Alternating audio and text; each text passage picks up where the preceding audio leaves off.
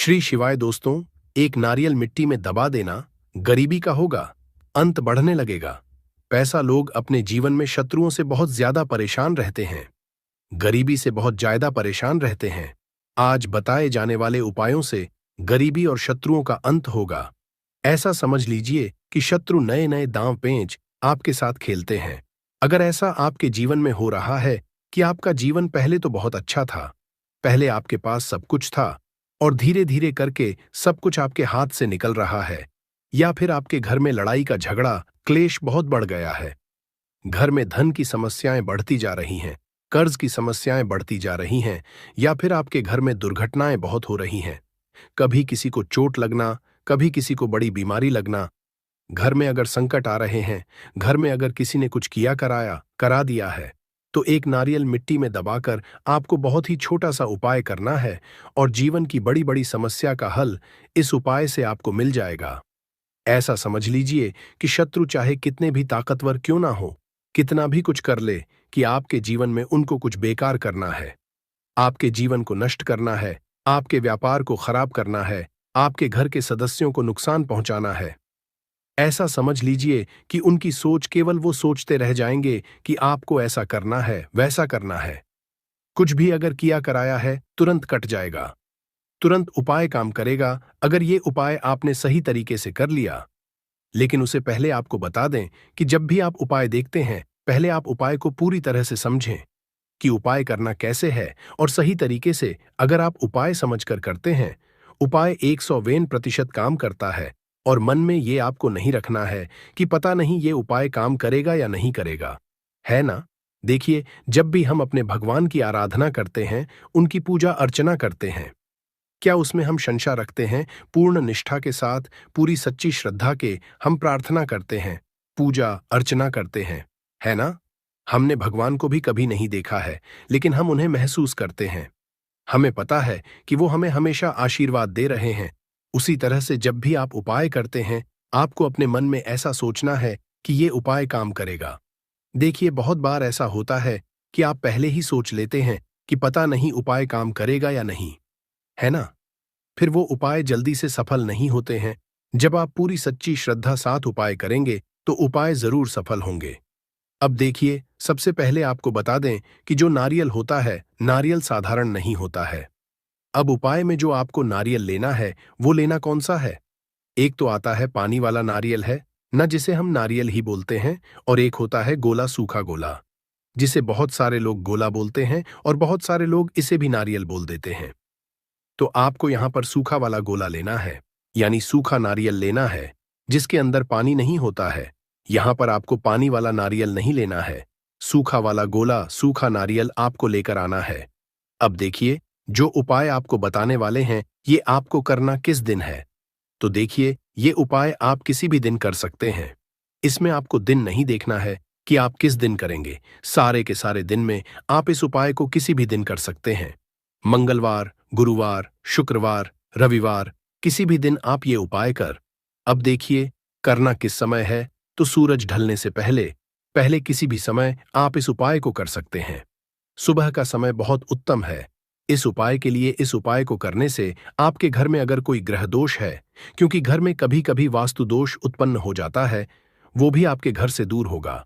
अब देखिए, घर में अगर कोई वास्तु दोष हो, कोई ग्रह दोष हो, तो देखिए, पहले तो ऐसे घर में पैसे, धन, दौलत, सुख, समृद्धि चीजें आती नहीं हैं। दूसरा, अगर घर में आएंगी भी, अगर घर में ग्रह दोष है, वास्तु दोष है, तो उनकी बर्बादी होना शुरू हो जाएगी। जैसे पैसा आएगा और उसकी बर्बादी शुरू हो जाएगी। पैसा कहाँ जाता है? दवाइयों में, दुर्घटनाओं में, फिजूल खर्ची में है ना। तो ये जो उपाय हम आपके लिए लेकर आए हैं, ये शत्रुओं से भी छुटकारा दिलाएगा। चाहे आपके गुप्त शत्रु है या सामने से कोई व्यक्ति शत्रु है, बहुत ताकतवर है, आप उसका सामना नहीं कर सकते, इस उपाय को और शत्रु से हमेशा के लिए छुटकारा पा लीजिए। गृह दोष होगा तो वो भी आपके घर से दूर हो जाएगा। तो बात कर लेते हैं अब उपाय की। देखिए, सबसे पहले एक सूखा वाला नारियल, यानी एक सूखा गोला आपको खरीद कर लाना है। गोला जो लाएंगे, आप एकदम से साबुत गोला देखकर आपको लाना है। इसी के साथ आपको लाना है भूरा। अगर आपके पास घर में पहले से भूरा है, शक्कर, पीसी हुई जो शक्कर होती है, तो वो भी आप इस्तेमाल कर सकते हैं। अब करना क्या है? आपको गोले को थोड़ा सा ऊपर से काट देना है। ज्यादा नहीं काटेंगे, बहुत थोड़ा सा काटेंगे, क्योंकि आपको इस गोले के अंदर सूखी भुरा भरनी है। यानी कि जो शक्कर आप लेकर आए, पीसी हुई शक्कर, जिसे बहुत सारी जगह पर इसे बुरा बोलते हैं और बहुत सारी जगह पर इसे शक्कर भी बोला जाता है। तो आपने उस गोले को भर देना है, पूरा भर देना है, शक्कर से उस बुरा से पूरा भर देंगे। अब इस गोले को अपने हाथ में आपको पकड़ना है। बुरे से भर दिया, गोले को हाथ में पकड़ लिया और आंखें बंद करके आपको यहां पर महादेव का ध्यान करना है, भगवान गणेश का ध्यान करना है, मां पार्वती का ध्यान करना है। उनसे प्रार्थना करनी है कि हमारे जीवन के सारे संकटों को, सारे कष्टों को आप हर लो, सभी को दूर कर दो।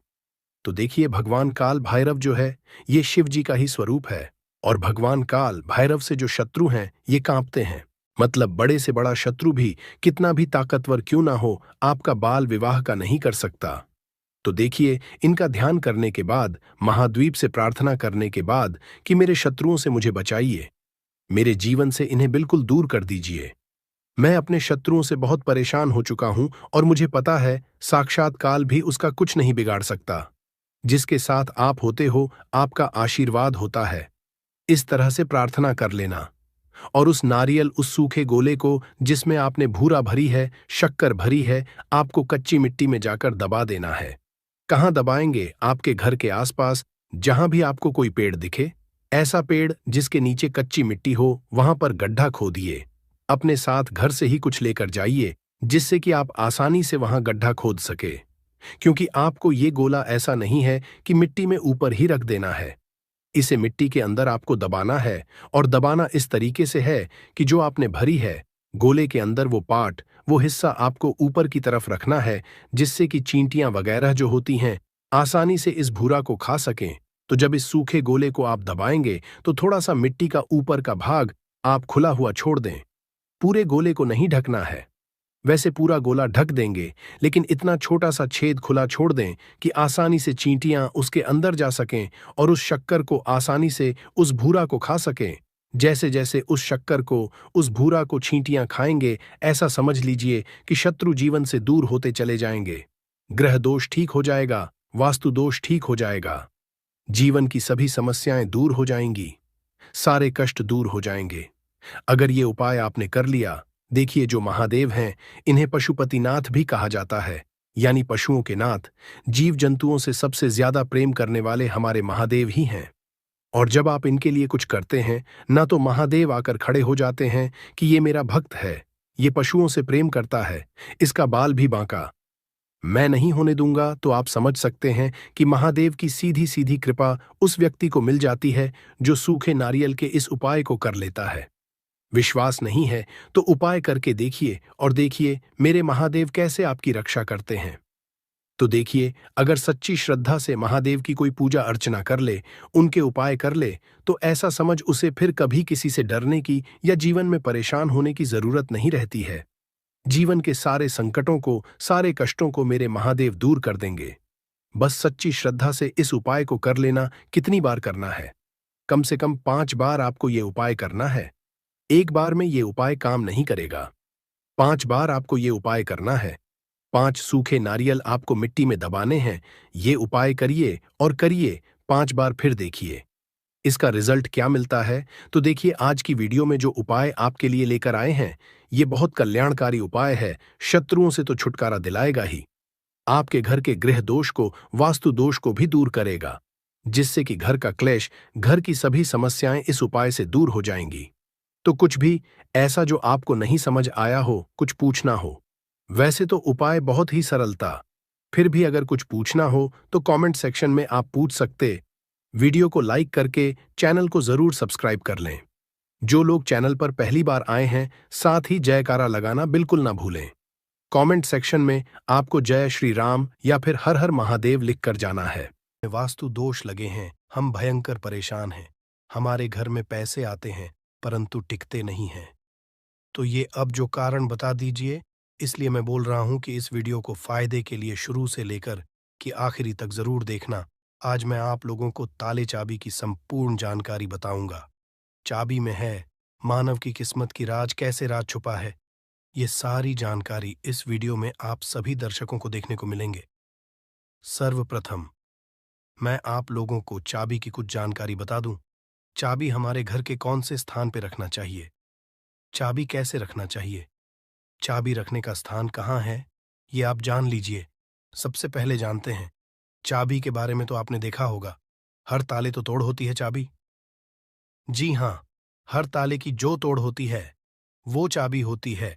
और आपने देखा होगा, हम जब लक्ष्मी पूजा करते हैं तो लक्ष्मी पूजा करने के दौरान माता लक्ष्मी को प्रसन्न करने के लिए घर में चाबी लाते हैं। दीपावली के दिन घर में चाबी लाए जाते हैं। ऐसी चाबी नहीं लाते।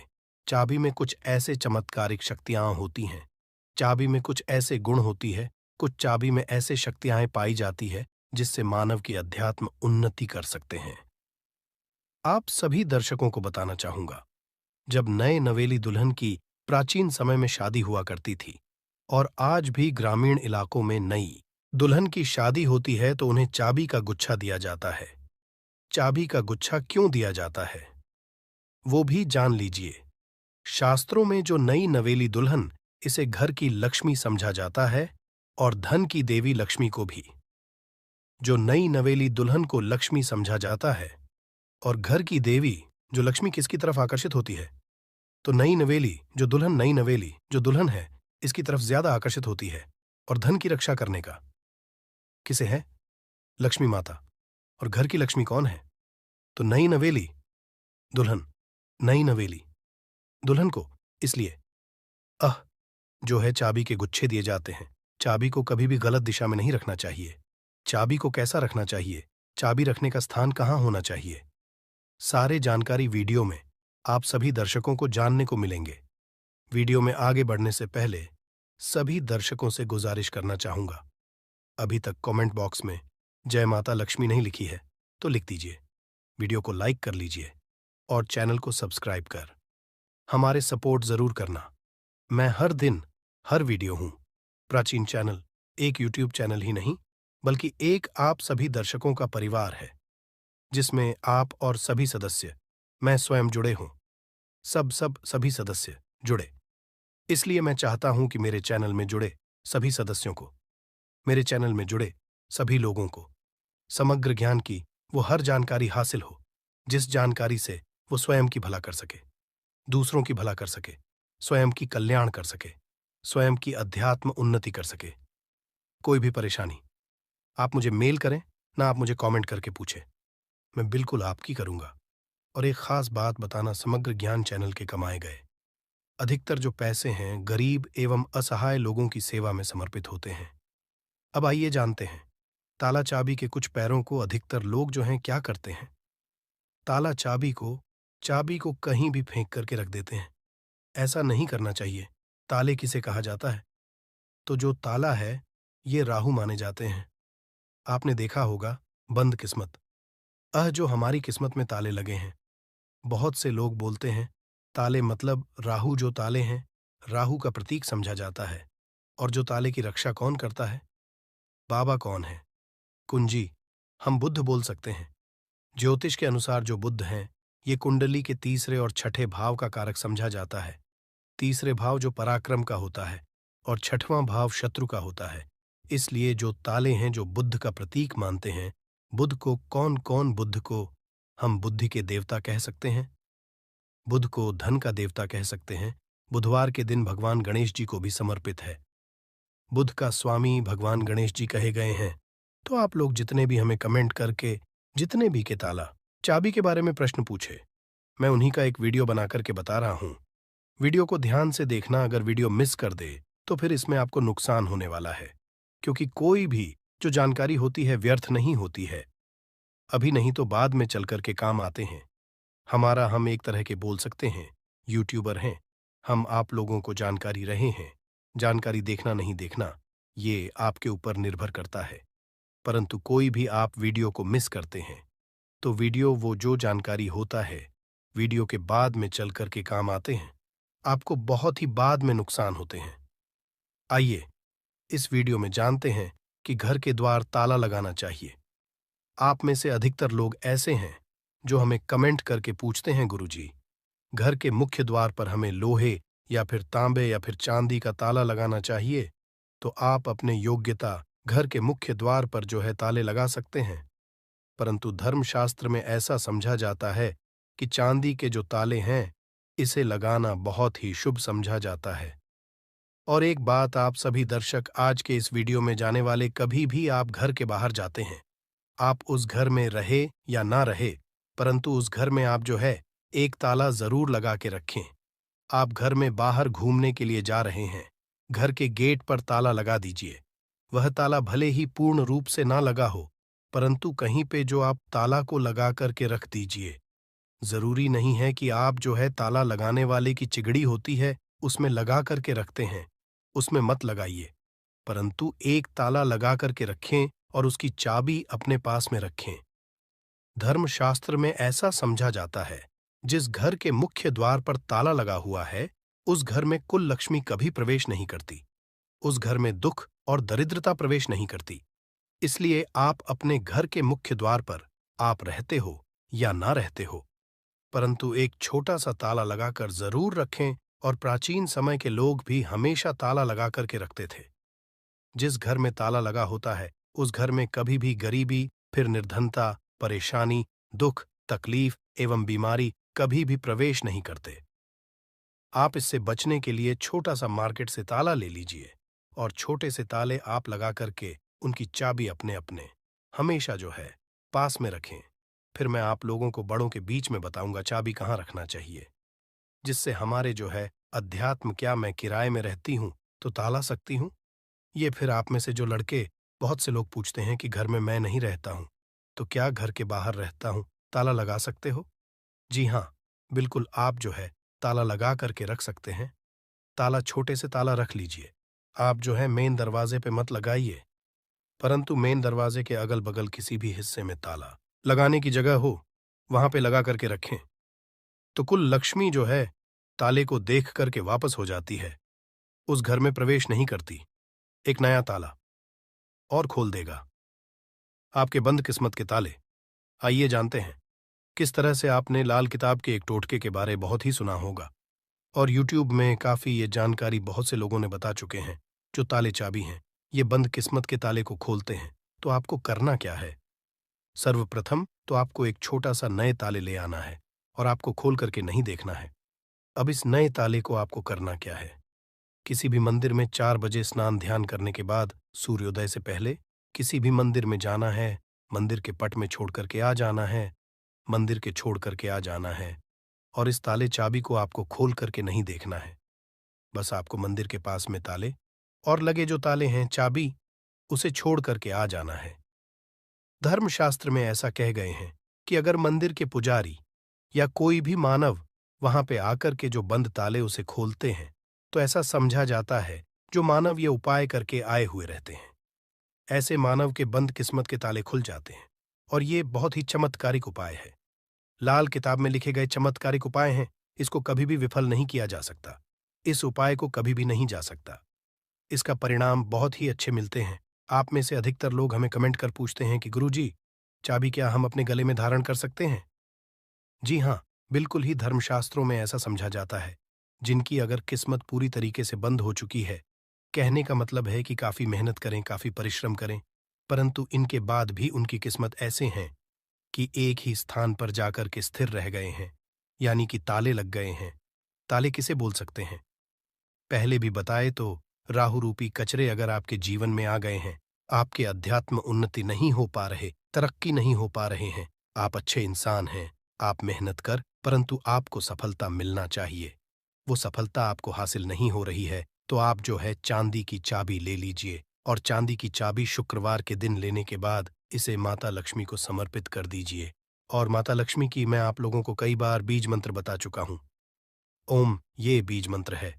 ये बीज मंत्र नहीं पढ़ना चाहते तो ये बीज मंत्र पढ़ सकते हैं।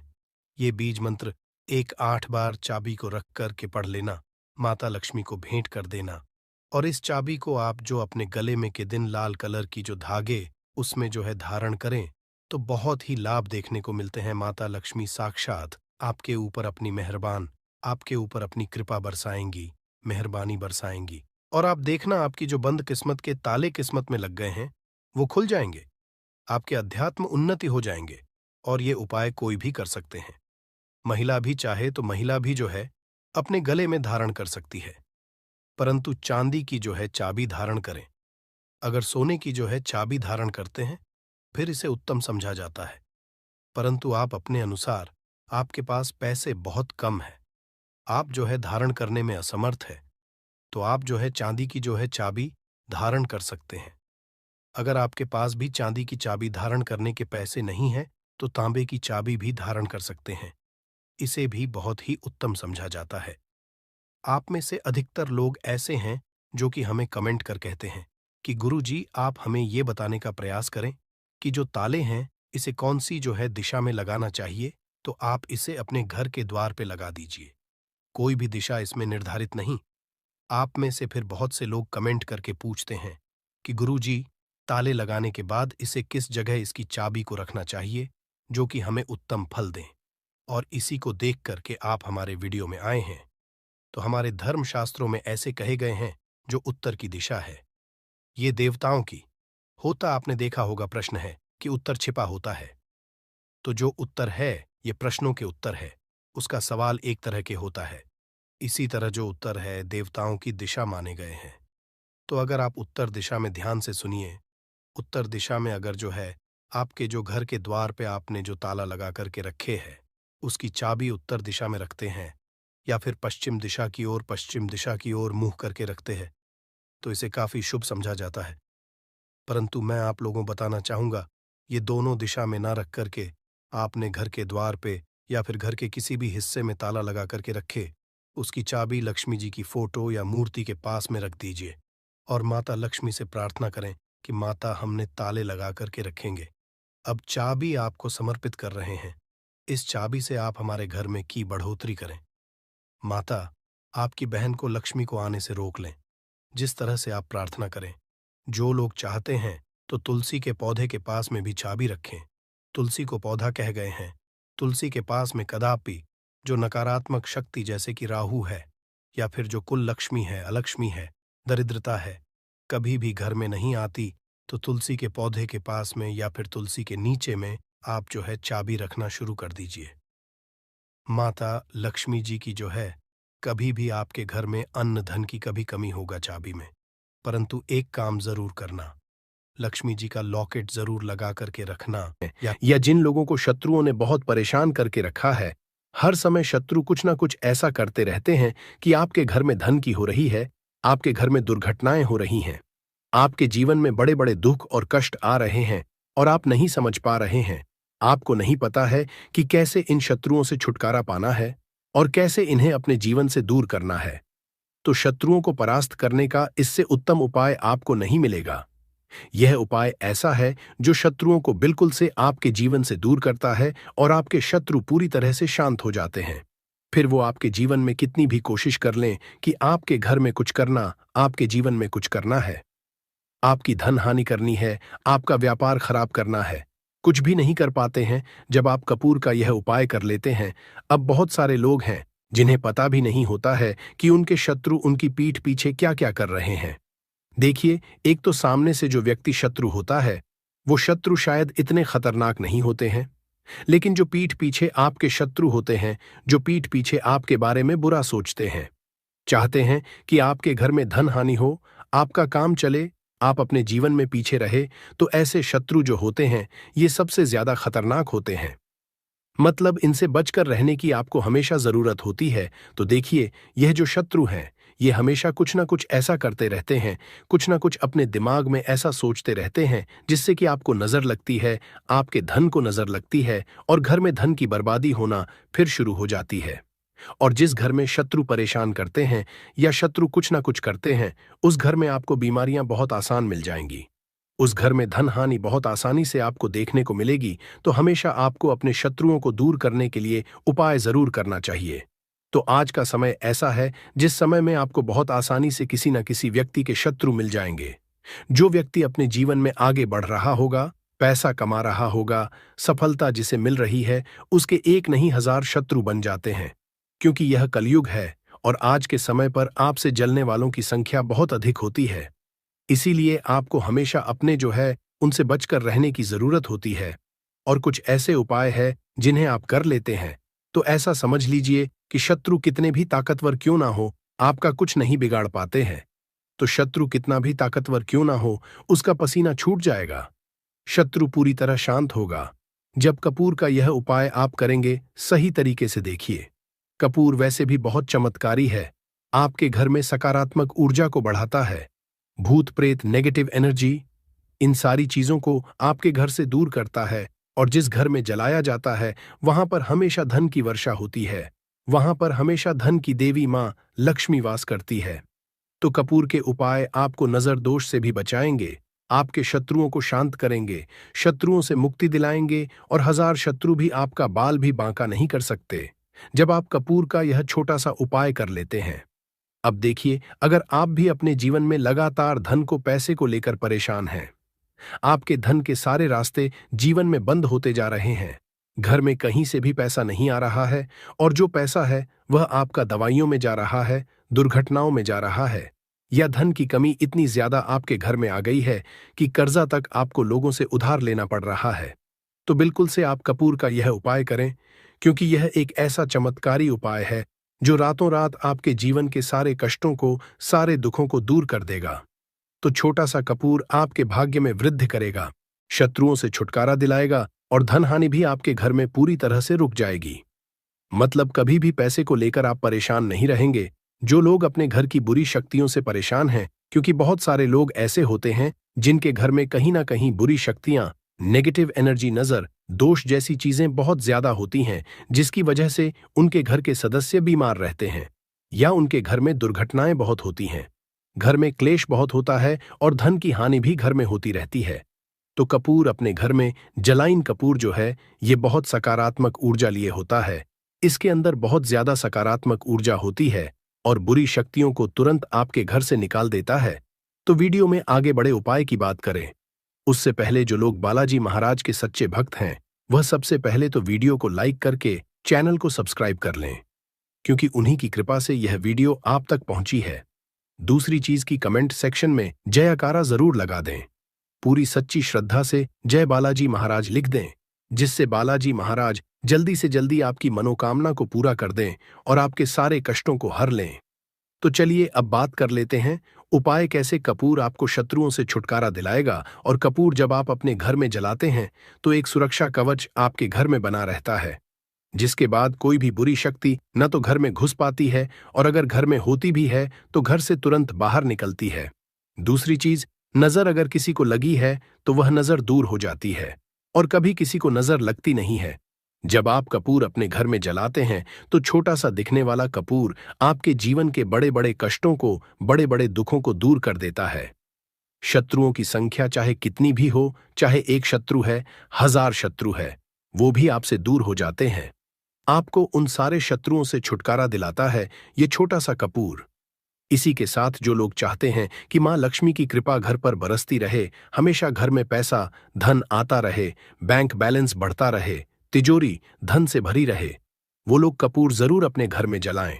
तो जब भी आप अपने घर में कपूर जलाते हैं, साथ ही साथ लौंग जला देते हैं, तो आपके घर में अष्टलक्ष्मी वास करती है, मां लक्ष्मी की कृपा घर पर हमेशा बरसती है।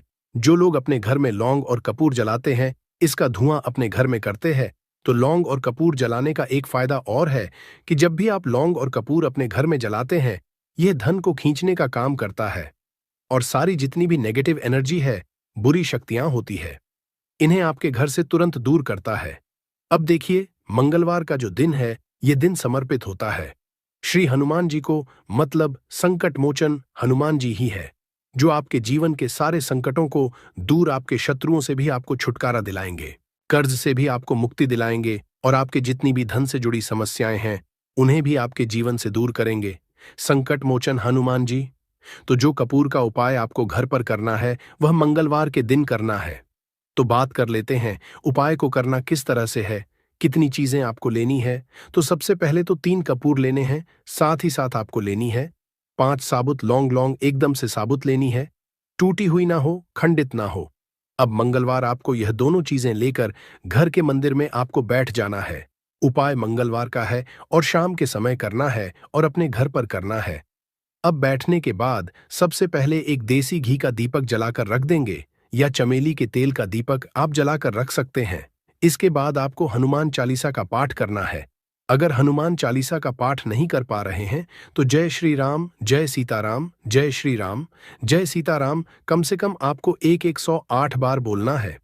अब आपको संकट मोच हनुमान जी के सामने 5 लौंग और 3 कपूर को रखकर किसी बड़े से दीपक में रखकर जला देना है या किसी बड़े से बर्तन में रखकर जलाना है और इसका धुआं सबसे पहले घर के मंदिर में आपको दिखाना है।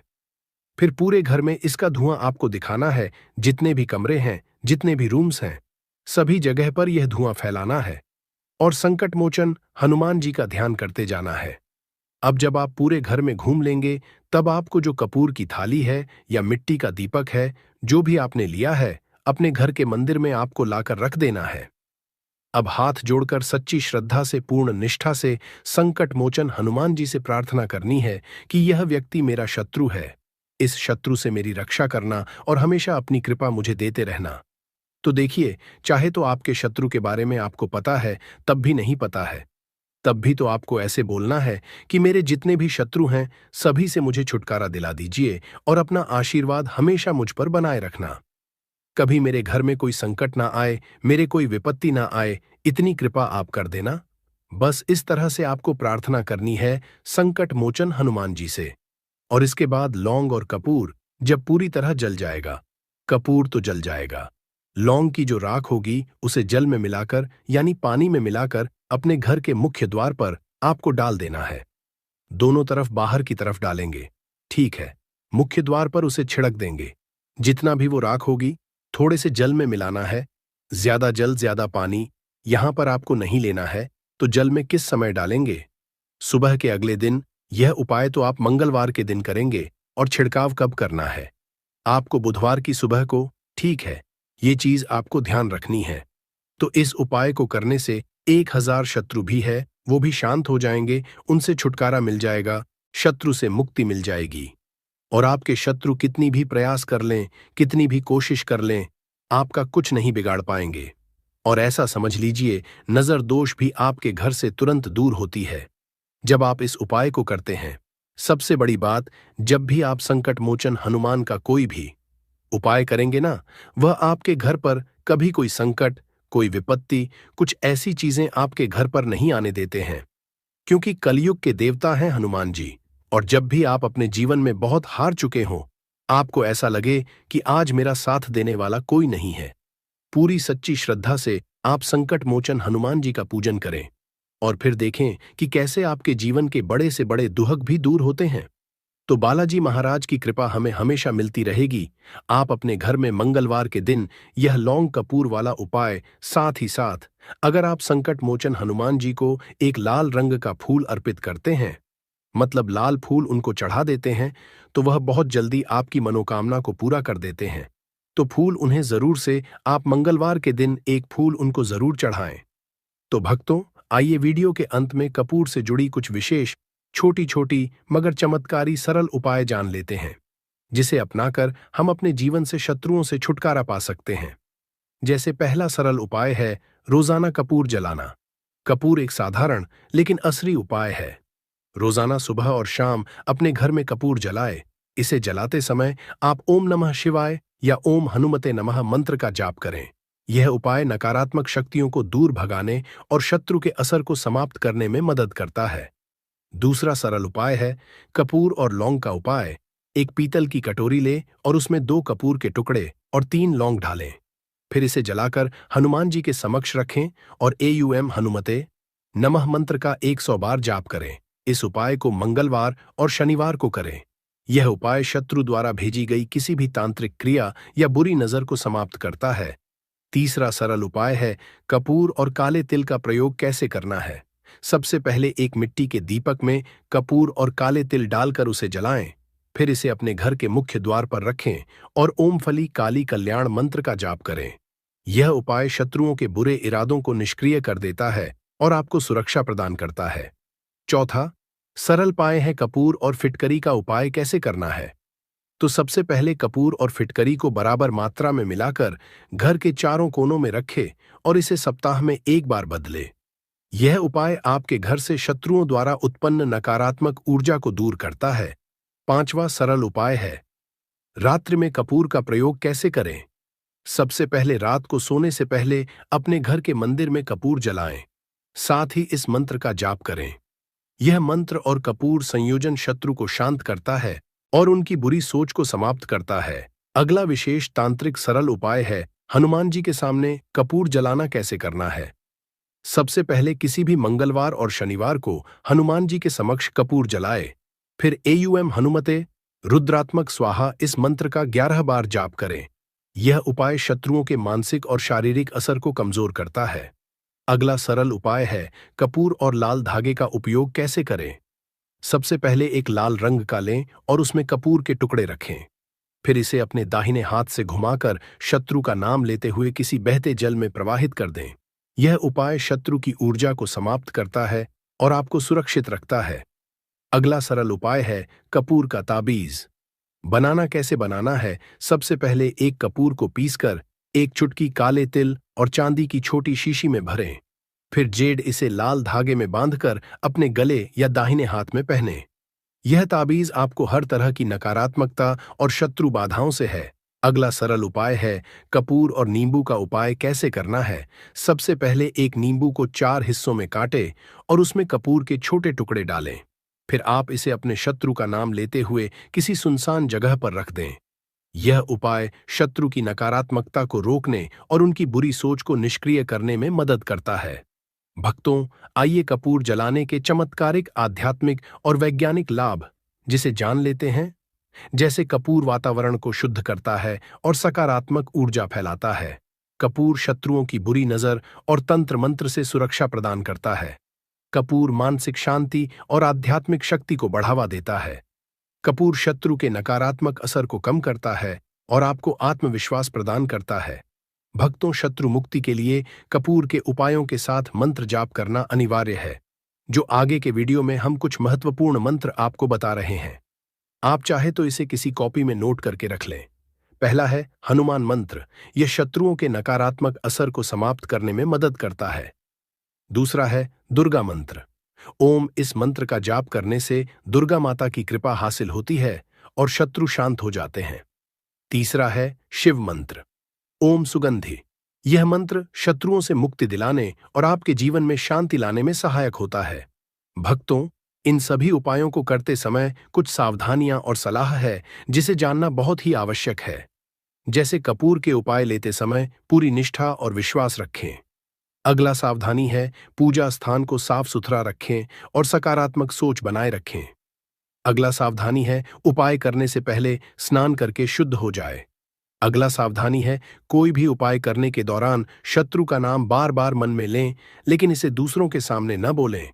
अगला सावधानी है, यदि उपाय जटिल लगता है तो किसी अनुभवी व्यक्ति या पंडित की सहायता लें। भक्तों, कपूर के उपाय शत्रु मुक्ति के लिए अत्यंत असरी है। यह आपके जीवन में ऊर्जा का संचार करता है और शत्रुओं के बुरे असरों से आपको बचाता है। इन उपायों को नियमित रूप से करने से न केवल शत्रु बाधाओं से मुक्ति मिलती है, बल्कि मानसिक शांति और आत्मविश्वास भी बढ़ता है। पूरी श्रद्धा और विश्वास के साथ इन उपायों को करें और अपने जीवन को सुखद बनाएं। भक्तों, इसी के साथ आपको कुछ भी ऐसा जो समझ नहीं आया हो तो कमेंट सेक्शन में आप पूछ सकते हैं और वीडियो को लाइक कर जयकारा लगाना बिल्कुल ना भूलें, जिससे कि बालाजी महाराज की कृपा आपके ऊपर हमेशा रहे। तो जय श्री राम, जय सीताराम जरूर लिखकर जयकारा लगाएं, जिससे कि बालाजी महाराज आपके ऊपर हमेशा कृपा बरसाते रहें, मदद कर सकती है। दोस्तों, हम बार जीवन में छोटी छोटी चीजों को नजरअंदाज कर देते हैं, लेकिन वहीं कुछ चीजें हमारे भाग्य पर अच्छा बुरा असर डालती हैं। घड़ी की ही तरह घर में और भी कुछ चीजें हैं जो आपके वास्तु दोष का कारण बनती है और आपकी परेशानी की वजह बनती है। तो आइए पहले जान लें, क्या आपको अपने घर में वास्तु दोष के बारे में कैसे पता लगता है और किस तरह से आप बड़ी ही आसानी से इसे कर सकते हैं। दोस्तों, वास्तुशास्त्र के अनुसार किसी भी घर में वास्तु दोष होने से सुख, शांति और पारिवारिक उन्नति में बाधा पैदा होती है। वास्तु दोष के कारण पनपने वाली नकारात्मक ऊर्जा से व्यक्ति के भाग्य पर बुरा असर पड़ता है। साथ ही घर के लोगों को कई तरह की परेशानियों का सामना करना पड़ता है दोस्तों। शास्त्रों के अनुसार अगर हम ये छोटे मोटे उपाय कर लें तो अपने घर नेगेटिव एनर्जी से छुटकारा पा सकते हैं। तो आइए जानते हैं।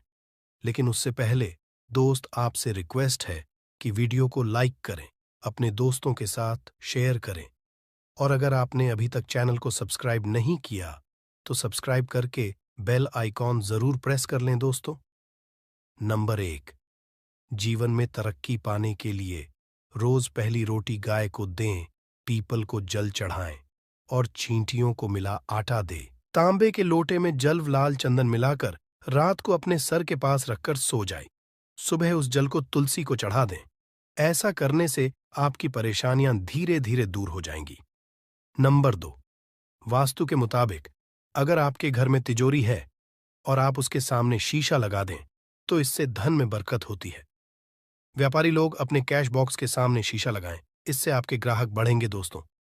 3, झाड़ू पोछा कभी भी खुले में नहीं रखना चाहिए, इन्हें हमेशा छिपाकर रखना चाहिए और झाड़ू कभी भी रसोई में नहीं रखनी चाहिए। नंबर 4, शौचालय का दरवाजा हमेशा बंद होना चाहिए। माना जाता है कि घर की नकारात्मक ऊर्जा शौचालय में ही बात करती है। ऐसे में अगर शौचालय का दरवाजा खुला रहता है तो नकारात्मक ऊर्जा आपके घर में प्रवेश करती है। नंबर, घर में सुख शांति के लिए कपूर को घी में डूबाकर सुबह शाम जलाना चाहिए। इससे घर में वास्तु दोष भी कम होता है और रह रहे सदस्यों के जीवन की परेशानियां दूर होती हैं। दोस्तों, नंबर 6, दुर्घटना से बचने के लिए शाम को हनुमान चालीसा के बाद कपूर जरूर जलाना चाहिए। नंबर 7, घर में जिस जगह वास्तु दोष हो वहां कपूर की 2 टीकियां रखें। खत्म हो जाने के बाद वहां दोबारा इसे रखें। नंबर 8, अस्त के बाद कभी भी किसी को दूध, दही या प्याज नहीं देना चाहिए, यह भाग्य में बाधक भी बन सकता है। नंबर 9, घर के मुख्य द्वार पर कूड़ादान कभी भी न रखें। नंबर 10, घर में टूटा हुआ शीशा कभी भी नहीं होना चाहिए। नंबर 11, अच्छे भाग्य के लिए सुबह नहाते समय पानी में थोड़ा सा कपूर का तेल मिलाएं।